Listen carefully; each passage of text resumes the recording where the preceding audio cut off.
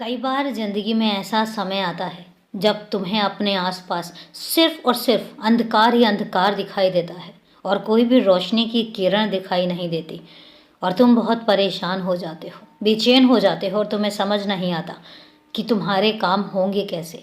तो सुनो, मैंने अपने बच्चे को जब गोद लिया है, जब मैंने अपने बच्चे को अपनाया है, तो फिर कितना भी अंधेरा क्यों ना हो, और मैं तुम्हें एक बात कहता हूँ कि जब कभी चारों तरफ अंधेरा हो और कुछ भी समझ ना आए, तब समझ लेना कि तुम्हारे बाबा की लीला बस शुरू हो चुकी है।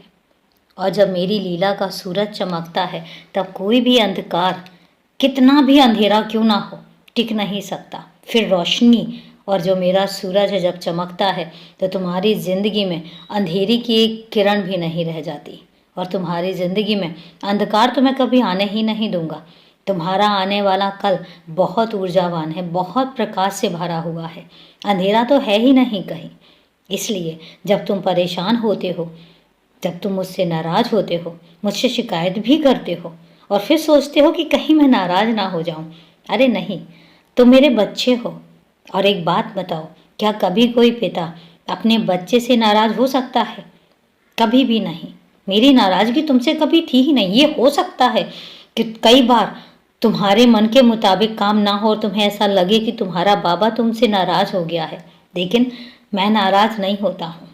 मैं तुम्हारे बेहतर भविष्य के लिए कुछ योजनाएं बना रहा होता हूँ। अगर तुम्हारे मन की नहीं होती है तो ये मत कभी समझना कि मैंने तुम्हें सुनना बंद कर दिया या मैं तुम्हें नहीं सुन रहा हूँ। मैं हर कदम हर पल तुम्हें सुन रहा होता हूँ और मैं तुम्हारे लिए ही बहुत कुछ योजनाएं बना रहा होता हूँ, तुम्हारे लिए काम कर रहा होता हूँ। और उस समय पर तुम ऐसा सोच बैठते हो कि मैं सुनता नहीं हूँ, मैं ध्यान नहीं देता हूँ, लेकिन मैं उस समय भी ध्यान दे रहा होता हूँ। थोड़ी सी परेशानी के बाद अगर ज़िंदगी भर की खुशियाँ तुम्हें देनी हो, तो वो थोड़ी सी परेशानी सही है, लेकिन ज़िंदगी भर तुम्हें ढेर सारी खुशियाँ जो देनी है, ये मेरा कर्तव्य है। तो इसलिए हमेशा खुश रहा करो, उदास मत हुआ करो। और अभी के लिए शुभ रात्रि मेरे बच्चे।